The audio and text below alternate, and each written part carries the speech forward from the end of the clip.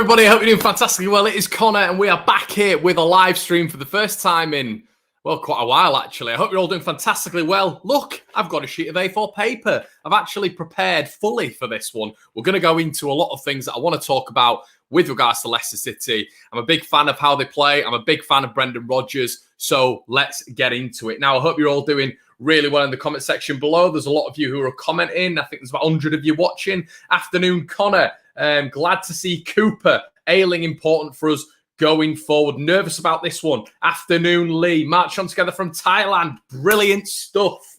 I lived in, where did I live? Was it, I don't know if I've got it wrong, Chiang Mai. Lived in Chiang Mai for 4 weeks. What a great place. Anyway, I hope we're all doing well. Matty, friend of the channel. Hello. Hello, Josh. Hi, James.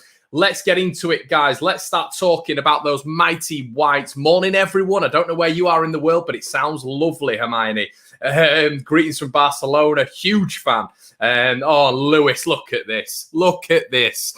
Missing my online uni lecture for this. What commitment. Cheers, mate. Good man. I'll try and make it worthy for you. And it's going to be interactive as well. I want to get your guys' opinions on a few things that I'm going to touch on before. I don't have the merchandise on me because, as I keep saying, I've worn it too much. I'm wearing it into the ground the amount of time I am wearing those hoodies, those shirts. So go check it out in the link in the description below if you want to get yourself some nice winter clothing. As well, PayPal and, of course, the Patreon members. That's open for everybody to join as well with extra bonus content. But let's get into it anyway. But before we start this, I do want to say that I do have a job now. Yes. I wanted to announce it on the channel because there's a lot of people who are turning around and asking me, Connor, will you still be doing One Leeds, all this sort of stuff? Of course I will. This is my baby. Of course I'm going to still be doing it. Don't worry. One Leeds will still be going. I have got a job at Yorkshire Live covering Leeds United amongst other clubs in Yorkshire, which I'm over the moon with.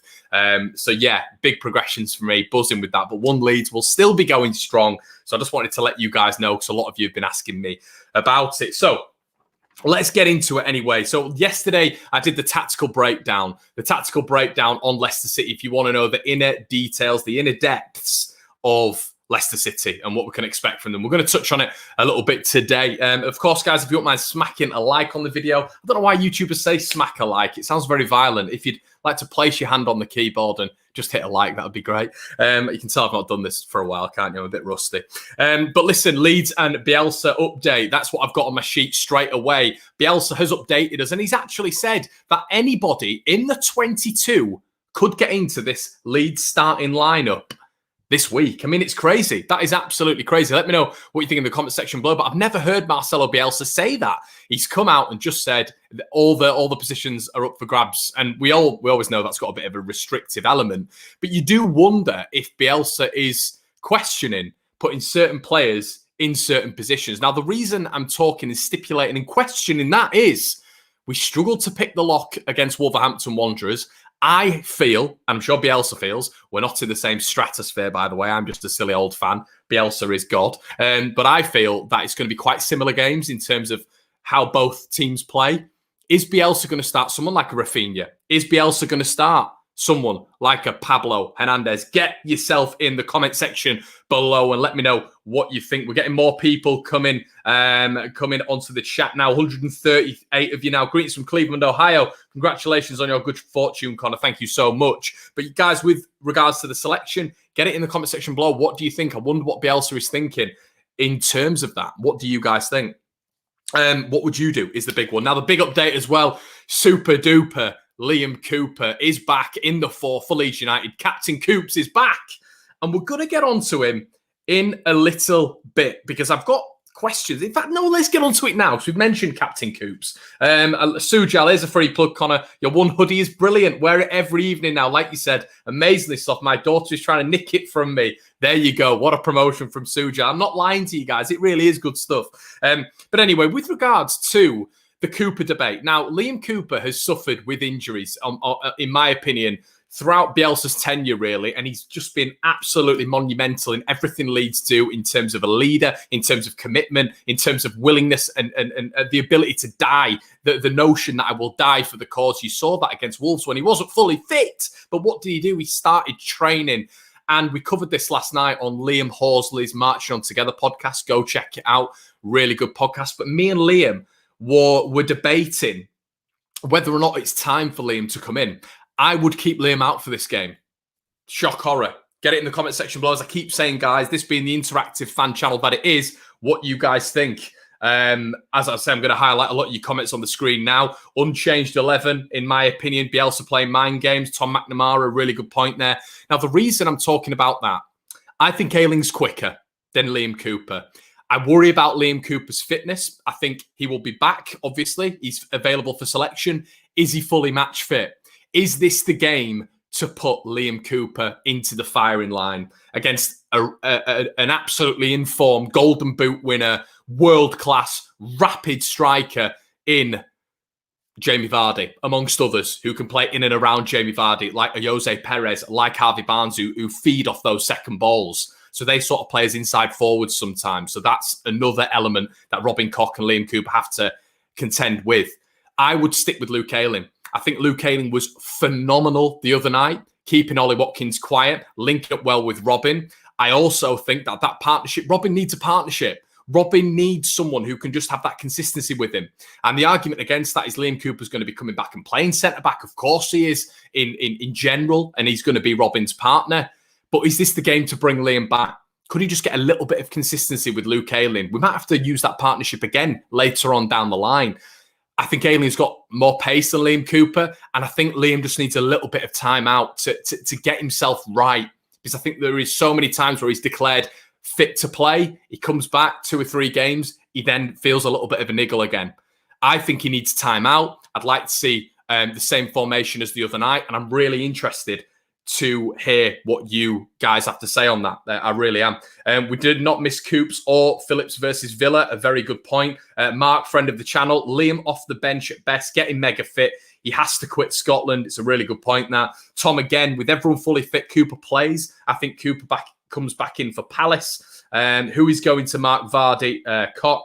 Leicester are going to be similar to Wolves, going to sit back, need to take our chances. I completely agree. And it's a really interesting selection dilemma for Marcelo Bielsa, as he kind of insinuated, because there's a lot of players now who have put themselves forward and look extremely good. Jamie Shackleton looked phenomenal the other night. Could we see Matthias Klick playing in that defensive role with his capabilities to switch the ball, with his capabilities to move the ball quicker? Could we see him just being that defensive pivot and Jamie Shackleton to just be that industrious person who's going to have to be absolutely everywhere energy-wise and who fits this Leeds United fitness model perfectly well up against a returning and not fully fit James Maddison?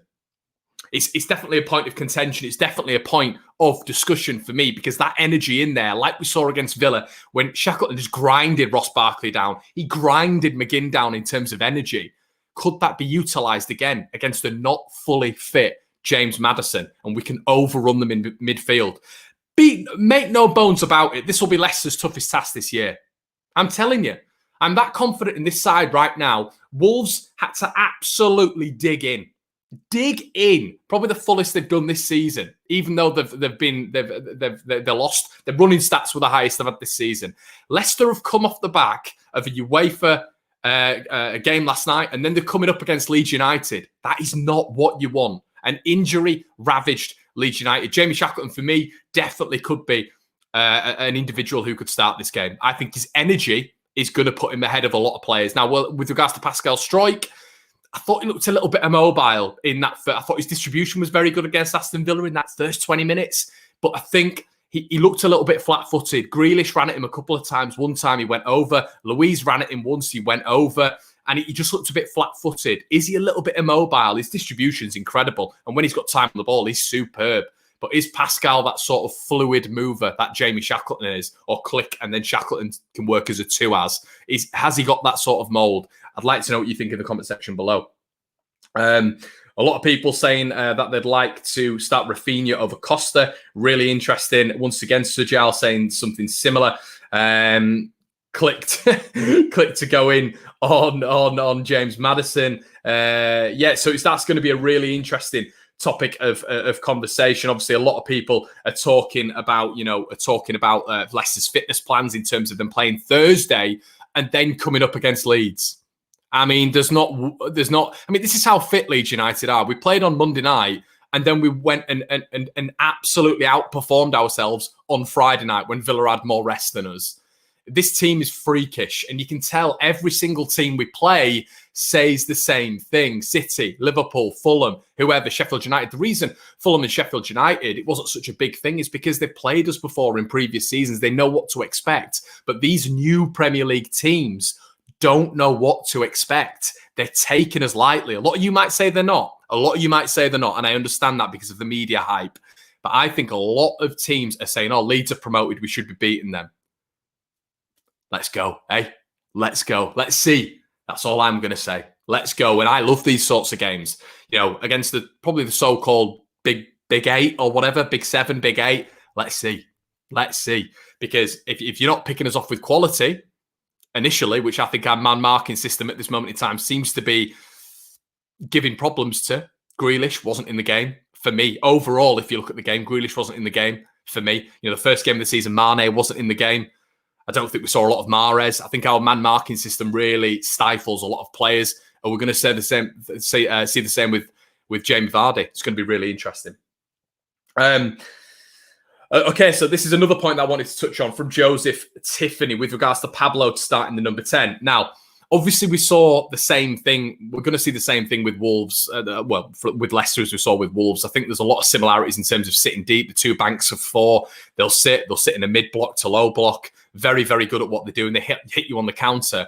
I do think Leicester are the quickest side on the counter-attack in the Premier League, probably in Europe, in terms of just that quick counter-attack. I think they notched the quickest counter-attack last year. I think it was at something like 4 to 5 seconds in terms of how they got from there. It was something like the byline into the opposition, in the opposition's 18-yard box. It was ridiculous. I watched it on YouTube a couple of days ago. It was frighteningly quick, and they have that ability. They've added the likes of Cengiz Under, who is an extremely quick Turkish international, and they're very good. The wing-backs are extremely good. We'll get onto the wing-backs in a second. Gordon White turning around and saying, I am with you, Connor. Click holding midfield with Shackleton box to box. They increase the pace even more. I think that's a really good way of doing it. But with regards to Pablo Hernandez, let's touch on Pablo. Now, the reason I do mention Pablo is because I think when he came on against Wolves, he changed the entire dynamic. And I don't think that was because Wolves were tired, because Wolves actually grew into the game. I think it was because his flexibility and what he can do on the ball, his close control, sort of gave Leeds something a little bit different. Rodrigo is quality, absolutely quality, and I don't think you can take him out. So this is the debate.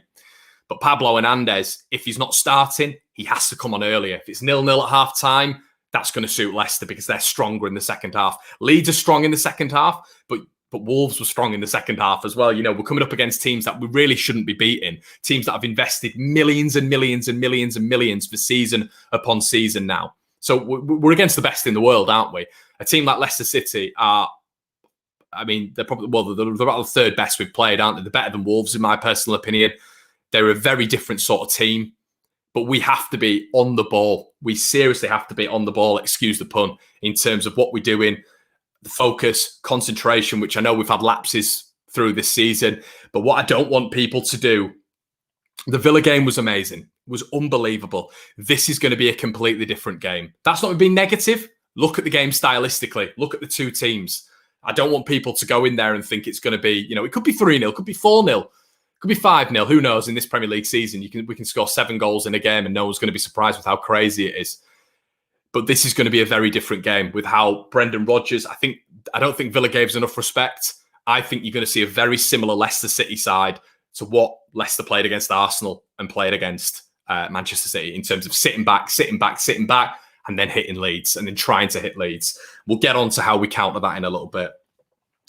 Now, another contentious point that I want to talk on as well is the opinion of Dallas and Alioski. Now, we were talking on the podcast the other day. I thought Alioski was really good yesterday. The good thing about Alioski yesterday against Villa, I think the good thing about Alioski was he was able to double up on Matty Cash. I think Matty Cash was mauled in that game. I thought Harrison and Alioski completely outdid him. Will he get that joy against, let's say, a Harvey Barnes or maybe a Tielemans coming over to the right and combining with Harvey Barnes, who's caused us problems before in a Bielsa setup at West Bromwich Albion? Harvey Barnes was the best player on the pitch. Obviously, we're a very different side now, but he's a very, very industrious, quick, clever footballer. And Alioski, if he is to play left back, that could be a problem. But at the same time, Stuart Dallas, I think Dallas has been very up and down for me this season. Against Villa, he was brilliant. Was he tested? I don't think so. I think he did a brilliant job in terms of Grealish not even touching the ball. But I think that was further up. Leeds' press further up nullified that ball to Grealish, if you see what I'm saying. I like Dallas on that right-hand side. I would keep that back line the exact same. Let me know what you think in the comment section below. I'm really interested to know what you think about that. But I think I would rather have Alioski on that left-hand side. And that's because I think Barnes is going to be pressing up high. I think when Cengiz Under comes on, he's going to be pressing high. They press high naturally on wingers. Why do they do that? To stifle the dynamism and fluidity of teams who play out wide, i.e. Manchester City, i.e. Arsenal. They're probably going to be looking at a 3-4-3 formation, so they can press out wide with wide midfielders. And I thoroughly believe that they're going to utilise that mould, pressing high on every single touch that Jack Harrison, Helder Costa has. So they need help. So I think the help comes from Alioski on the left side. I think the right side, you can have help from Stuart Dallas. And as well, that means the recovery runs, Leeds are going to be able to sit deeper. I think against Jamie Vardy, you have to sit 5 yards deeper. If that inhibits your play off the ball, it inhibits your play off the ball.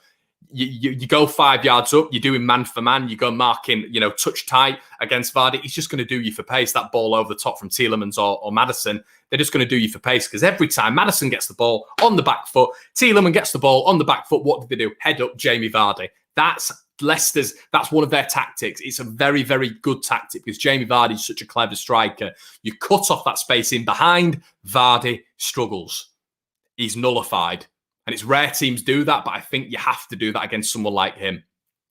I'd like to know what you guys think. Fanning Mick, Dallas work season this season is second to none. I agree. I'm not saying Dallas isn't. I am not saying Dallas isn't at all. I'm not. Dallas ahead of Alioski for me, more composure. It's a tactical thing, mate. So what I'm trying to say is, Alioski on the left, what does Dallas naturally have to do? When he's had the high press on him before, as we saw with Mo Salah, what he does is the ball comes out to him, he opens his body, and he checks his left foot onto his right foot. So he takes an additional touch. That enabled Mo Salah to get on him by taking that touch inside, because he's not moving out. He's not got an open body on his left foot to play it up the wing. He can't do it because it's not his strongest foot. So Dallas naturally has to check inside. When he checks inside, he builds the combination with Click, and then he'll go down the line with his right hand foot. So it's a bit of a curved ball. The issue with that is when he's cutting in on his right hand side, that is problematic because you get a very, very good, efficient winger like someone like Harvey Barnes. That press is going to be instantaneous.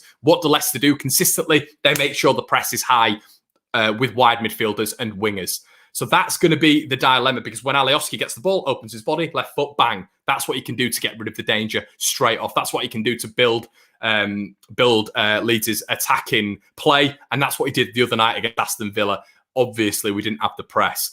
But if we can get that goal first, which I think is going to be massive, if we get that goal first, I think there's going to be no problems with Alioski at left back. I think Stu on the right-hand side is very, very good as well. And for me, I would keep Luke Ayling at the at centre back, just because his recovery runs are going to be so much quicker if Vardy does get in behind. I'm really interested to see what you guys think on that. We should play Stroik or Shackleton in Phillips' place. A lot of people talking about Rafinha, which is really interesting. I think he's going to be the natural successor to Helder Costa, to be honest. I just think that's how it's going to go. It's going to be really interesting to see what Bielsa does initially. But I think he's going to be that natural replacement for Helder Costa initially, as I've just said. But I think when we develop, he's going to grow into that 10. You saw that with that pass. I mean, that pass. Woo! That pass, that's something that Steven Gerrard had been proud of. What an unbelievable pass. And it was such a shame that Pablo leant back and couldn't put it in the back of the net. But yeah, really interesting tactical dilemmas. And the good thing is, guys, with the tactical dilemmas, it means we've got options. Something that I don't think Leicester have at this moment in time in terms of injuries.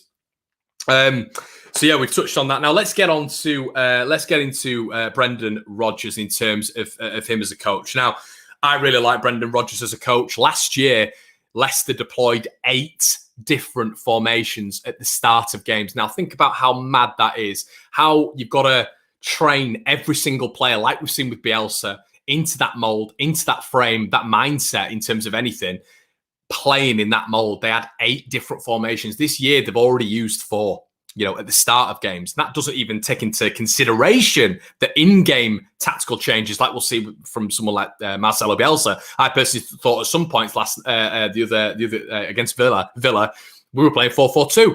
I thought that's what we're playing at some points. That how high Rodrigo was next to Patrick Bamford, feeding off each other, it looked like 4-4-2. And we transitioned into that, and that's in-game management. That's something that we don't see. With regards to Bielsa on the sideline, but the in-game management for Marcelo Bielsa is expert.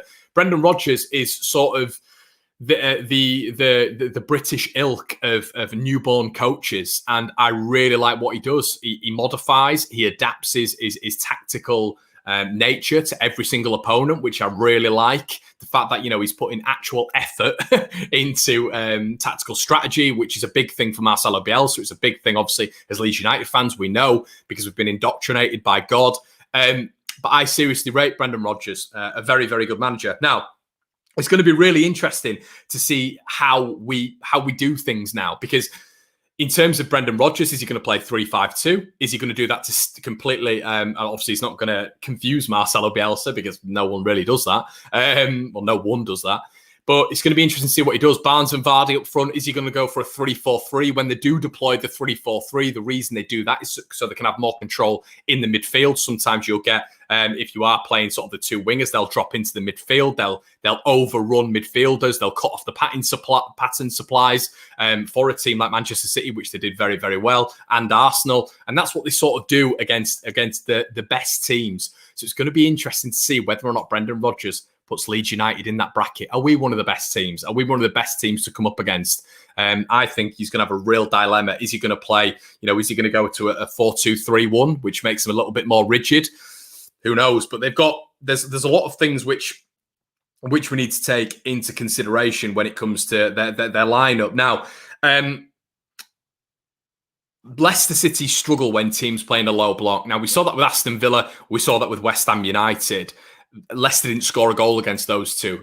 West Ham are such a weird side. Sometimes they'll put bad performances, but sometimes Moyes will get them in this low block and they'll defensively be good. Villa were defensively good as well. Obviously, we know that Leeds aren't going to be like that. So we are naturally going to give Leicester more opportunities with the quality they've got. So they are going to have opportunities. They're going to have very good opportunities. They are, and we can't be naive to that. But it's going to be an outscoring game, this, for me. I think there's going to be a lot of goals in it. Now, James Maddison is another one I want to touch on. Because James Maddison, 2.39 key passes per game. But he's been injured twice this year. He's had a muscular injury, had an injury at the start of the season. So does James Maddison, he started the other night against AEK Athens, sorry. Does he start against Leeds? Because he's not fully there, match fitness-wise. I watched him last night. He got an assist for Vardy's sort of Vardy's penalty, if you can call it an assist. But he didn't look there. He had a good game, but I don't think he looked fully fit. Do you do that against a rampant Leeds United side? Go ask an Aston Villa fan what the likes of John McGinn, what the likes of Ross Barkley experienced the other night. They didn't expect it. They thought Leeds were absolutely battered with injuries, so we're not going to keep that up. We outran them. We ran them down. We grinded them down. 7 players nearly on their 18-yard box in the 94th minute with 4 Villa players back in the 95th minute. So we're going to run you down. So, by hook or whatever, you've got to be prepared for that. Leicester might be 2-0 up, but we're going to keep going. We're going to keep going and grinding you down. So match fitness-wise, it's huge that their players are 100% fit. Now, Leicester have got a lot of problems in that department. We all know, as Martin says here, how good James Maddison is. And Maddison will start. Of course he will. And he is a quality player, a very, very good player. A lot of people compare him to Jack Grealish. Completely different players. You can't compare Jack Grealish and Maddison. 2 different players. I think we can stifle him with fatigue. I think we can run at him and grind him down. And because he's not at that level yet, where he's 100%, if he's sort of 80, 85% against Leeds United, you've got a problem. You've got a big, big problem. So that's going to be really interesting to see how Brendan Rodgers manages that. Obviously, he played last night. Is he going to be playing again on Monday night? I presume so, but it's going to be a really tough game for him in terms of just fatigue, especially when it's been muscular. That can twinge at any point. Castagna. Now, this is another big one. Leicester bringing in a fullback, a Belgian fullback who has been phenomenal for them so far. In my opinion, I do watch Leicester because I like how they play. I watch teams that I like watching. I know that sounds so stupid, but I enjoy watching Leicester City. I think they're a good footballing team. I enjoy watching Wolves. I do. I enjoy watching them. And I think Leicester have always been a good counter-attacking, exciting team to watch, similarly to Leeds United. So the big thing is going to be Castagna. Now, they brought him in. A lot of people were saying, is he going to go straight to left back? He didn't. James Justin from Luton has been playing sort of left wing back. Castagna's been playing on the right-hand side in place of Ricardo Pereira. Now, I mentioned on my tactical breakdown, if you've not checked that out, go check it out. I mentioned that I think Ricardo Pereira is going to come back in. He was out with the squad last night in Athens, not partying, out with the squad over there training. And sort of you got the sort of notion that he was going to be fit and ready for Leeds. Now, he can't put him in against Leeds if he's not fully match fit, as I've mentioned with James Maddison. James Maddison is probably up there in terms of fitness, but Pereira's about there. But I think you've got to be 100%ers to be playing against this Leeds side. And I keep saying this, but Castagna has been one of their outstanding players this season, in my personal opinion. Fofana as well, who sort of makes up a back three, has been absolutely brilliant. Johnny Evans as well, since he's left Manchester United. I think Manchester United signed the second best Leicester centre-back for me. I think Johnny Evans is commanding, he's a leader. Now, where is the problem with this? Castagna is apparently out now, which is a big update, which is a huge update and a big blow. Johnny Evans didn't travel with the squad last night because he's got a back problem. Now, a back problem's not good. It's not good. If you've ever had issues with your back, I've had issues with my back in football. I mean, if he's out for one game with a back issue, fair enough. It might be a minor back issue, but that can twinge at any point, especially against an absolute savage Leeds United squad and Bamford, who's going to be trying to rag him all over the place. For a back problem, a newly found back problem, by the sounds of it, is he going to be fit for the Leeds game? Now, that is massive, Johnny Evans. He's the leader in that team. They've also got Kaglar Soyuncu out, who was one of the best centre-backs in the league last year. Johnny Evans, as I've just mentioned, potentially. Castagna, Ricardo Pereira. It's a growing list. And we know how that feels being Leeds United fans. Liam Cooper, Calvin Phillips, and there's one more, isn't there? There's one more. Why can't I think? Anyway, you guys will remind me in the comment section below. But as a lot of people are saying, Leicester will sit back and hope Vardy scores. And I think, a lot of people are going to turn around and think, Conor, you've got to give more respect to Brendan Rodgers. And I do, I genuinely do. But I think with everything that's going on with Leicester in terms of injuries, I think that's going to be the best hope. I actually think and this sounds mad and crazy, and I might sound deluded, but a lot of you guys call me negative. So if I'm deluded, it makes a change. I think we're the favourites for this game. I think they've got a lot of injuries. We're off the back of a really good win. I think we'll have learned from Wolves. I think we still had chances against Wolves, half chances. The crossing has to be better. The crossing against Wolves was abysmal. And Leicester are going to set up the same. You're going to potentially see the re-emergence of Wes Morgan, who essentially got man of the match last night against Athens. Christian Fuchs has been making his appearances in a back three as well. Is it going to be Fuchs, Morgan and Fofana? I mean, it's a bit part Leicester side. Fofana looks brilliant, 19 years of age. What a signing he is. Wes Morgan against the Leeds side. I think he's going to struggle. I think Fuchs is going to struggle. He was taken off the other night. It looked fatigued again. Cengiz Under looked fatigued the other night when I was watching them. I don't know. It's a really interesting point, but obviously the pivotal man's going to be Jamie Vardy. Now we can talk about Maddison, we can talk about Castagna, we can talk about Pereira, we can talk about Evans, we can talk about Soyuncu. The main man's Jamie Vardy. And for me, as I just said, we have to drop deep. We have to drop a little bit deeper because you cannot have it happened. Watch the Arsenal highlights against Leicester. Stupidly, Mustafi went equal level with Vardy. Ball was played over the top. He was even on his toes was Mustafi. Vardy's lost him, completely lost him. Goal 1-0 at last minute. They'd sat back, barely created anything, hit them on the counter-attack. So we've got to be aware. Theo, coming up with a really good point here. Fuchs and Morgan Sloan will struggle when we break fast against them. Llorente, that was it, says Theo again, was the other one. Congrats on the new job, Connor, says Sam. Thank you, mate. As Tom says, it is literally, that's it. I think, and that's not dumbing down Leicester, of course it's not. But I think there's a lot of good sort of values in that. If we can keep Vardy under control, we win the game. I do think so. They play differently with Vardy as well. They play out from the back when Vardy's playing to create space, to create movement in the midfield and on the wing. So they actually pass out from the back. They go more direct when Iheanacho's playing. They try and utilise his height. They go a lot more direct. Now, we know Leeds have varied up our play with the direct nature, with the non-direct nature. That's what we've added to our artillery this season. So it's going to be really, really interesting. Also, 7 of their 11 played last night for me. You know, you look at what Leicester play week in, week out. 7, maybe even if you're including Chowdhury, you know, who knows? I think he may come in at the weekend. But 7 of their starting 11 played last night. They've got Leeds in 4 or 5 days' time.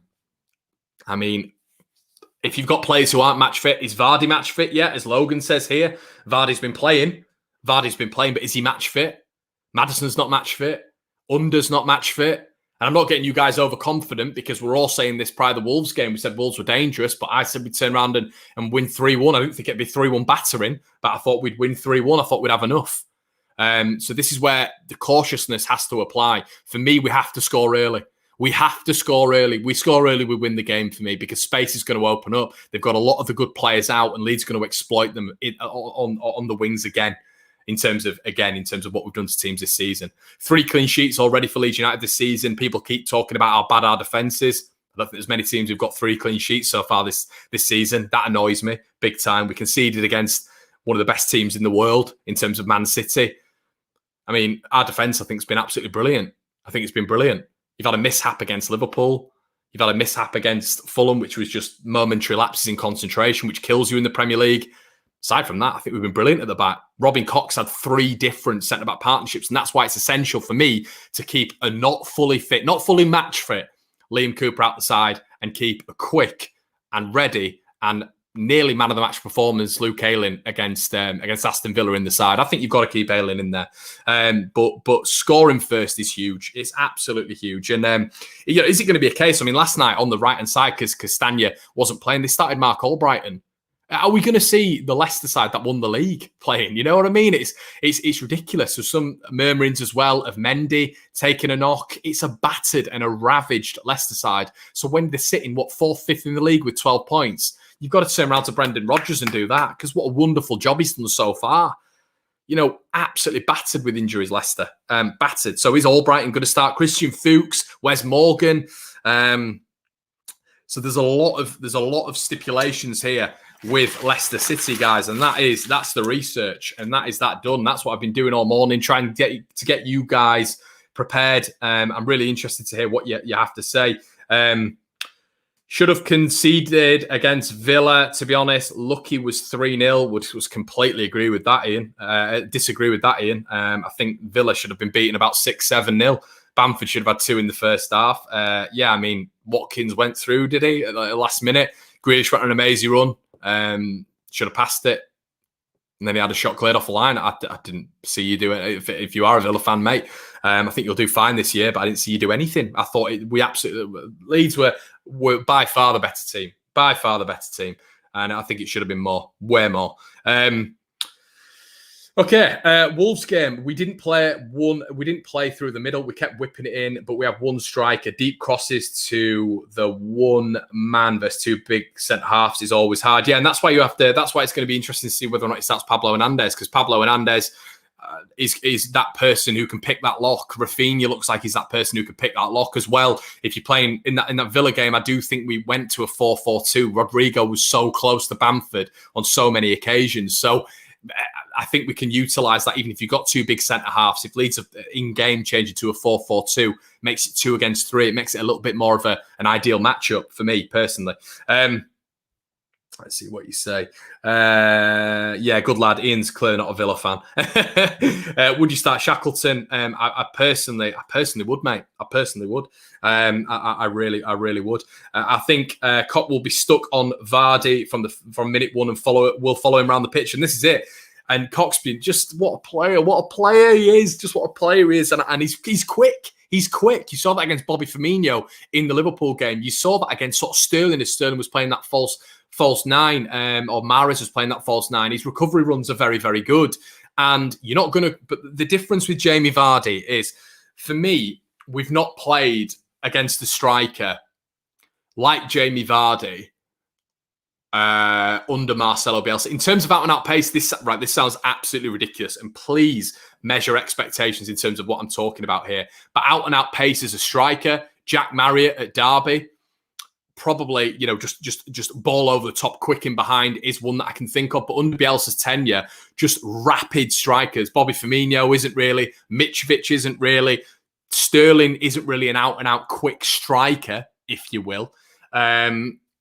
Aside from that, Villa, Ollie Watkins, would you say he was a rapid striker? I don't think so. Jamie Vardy is someone who you have to cater it toward. He's such an impressive footballer at what he does because teams don't stop him. They know what he does, but they struggle to stop him.